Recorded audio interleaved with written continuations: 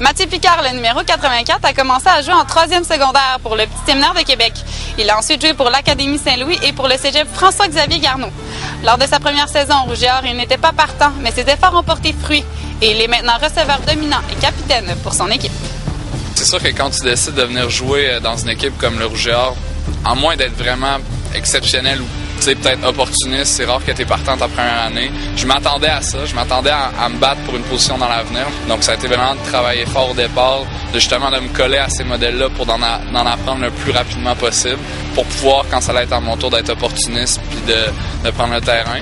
Quand tu étais en première année, c'était qui ton modèle en particulier dans l'équipe? Ben, quand je suis arrivé dans le vestiaire, on t'assigne une case. Donc, tu te demandes tout le temps, je vais être assis où? Puis, à Laval, ce qu'ils font, c'est qu'ils dispersent les recrues un peu partout pour que tu puisses être assis justement à côté d'un vétéran. Moi, ça a tombé que j'étais assis entre Nicolas Bisaillon puis Samuel Champagne. La place dans le vestiaire joue vraiment un rôle? Pas un rôle, mais veux pas, si je m'aurais assis seulement avec des recrues, mon intégration aurait peut-être été plus difficile. Sauf que là, en étant assis à côté d'un gars comme Sam Champagne, mais j'ai pas le choix d'aller vers lui. Là. Sinon, c'est sûr, j'aurais été gêné d'aller parler à ce gars-là. Pour moi, c'était comme un icône, là, d'être assis à côté de lui puis de savoir que, finalement, c'est un gars easygoing. Même chose pour Bisaillon, même chose pour Yao. Tous des gars qui te mettent en confiance. Non, je pense qu'à Laval, une des forces, c'est vraiment que les vétérans accueillent super bien les jeunes. Tu as un rôle précis en tant que capitaine. Comment tu peux aider les recrues? Ma job en tant que capitaine, je pense que c'est plus d'être un peu les yeux de l'entraîneur puis la parole de l'entraîneur si possible de temps en temps, mais aussi d'être vraiment à l'écoute des joueurs. C'est pas tout le monde qui va aller parler à Glenn. Donc, moi, mon rôle, c'est peut-être justement d'être à l'écoute puis d'être un leader autant sur le terrain que pas sur off the field, comme on dit, en dehors du terrain. Tu me disais qu'en étant chou, tu venais ici puis t'espérais un jour être nommé par Christian Côté. La première fois que ça t'est arrivé, on se sent comment? Pour tous les gars de Québec qui ont joué au football, c'est tellement un moment qu'on va tous se souvenir là, parce que toute notre vie, justement, on le voyait. Puis, moi, oui, j'avais hâte de me faire nommer. Puis, justement, la première fois que je me suis fait nommer, t'as comme un genre de frisson qui passe. Puis là, t'as le monde qui crie. Puis, c'est intense. Mais moi, je trouve le moment le plus fort, c'est vraiment en play-off, en série. Quand on rentre toute l'équipe ensemble, avec Raymond, avec le drapeau en avant, là, puis là, la musique qui part, tout le temps la même musique, là, tous les gars se regardent, puis c'est vraiment le temps d'aller jouer, là, c'est vraiment intense, ce moment-là. Qu'est-ce que tu veux faire avec ton bac en relations industrielles plus tard? Ben, c'est sûr que moi, je me suis comme spécialisé un peu dans la branche management, gestion des ressources humaines, donc j'aimerais ça travailler énormément en ressources humaines, peut-être plus en développement organisationnel, c'est quelque chose qui m'a vraiment intéressé, là.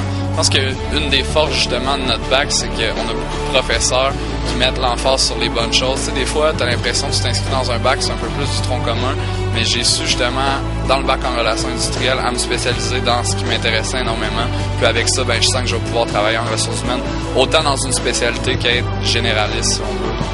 Dans tes débuts au football, as-tu une anecdote dont maintenant tu ris, mais qu'avant n'était pas super drôle pour nous? À ma première année, j'ai eu la chance d'être partant. C'était le dernier match de l'année au Sepson contre Montréal. T'sais, on sait que quand on joue contre les Carabins, c'est toujours un match important. Puis on avait la chance de dormir à l'hôtel. Fait que le lendemain, je me réveille, on va tous déjeuner l'équipe ensemble. Moi, je remonte, je suis fatigué, je suis stressé, c'est mon premier match. Je me dis, je vais aller me canter dans mon lit, puis je vais pouvoir... on avait peut-être un 45 minutes avant le départ, je vais pouvoir relaxer, puis tout. Finalement, je m'endors. Là, les entraîneurs appellent pour me réveiller, puis je me réveille pas. Là, j'ouvre les yeux, il y a encore le téléphone qui sonne. Je vois l'heure. Je descends au courant, il y avait Glenn puis Justin qui m'attendaient, qui tapaient du pied. Tout le monde était assis dans l'autobus, personne ne disait un mot. Tout le monde me regardait en voulant dire « Qu'est-ce que t'as fait? » Je pense que j'ai jamais filé aussi petit dans mes shorts que ça, sérieusement. Là. Finalement, t'as parti la game quand même? Ouais, finalement, c'est ça, j'ai parti la game pareil, parce que, à quelque part, ils t'en veulent, mais je pense que si c'était arrivé à un gars de 5e année, mettons, ça m'arriverait aujourd'hui, là, il serait peut-être encore plus frustré, mais j'étais jeune dans ce temps-là, j'étais à mes premiers pas, comme on dit. Avec son bac en relations industrielles, Mathieu s'enligne potentiellement vers l'organisation d'événements sportifs. Qui sait, restera-t-il peut-être dans la grande famille du Rouge et Or?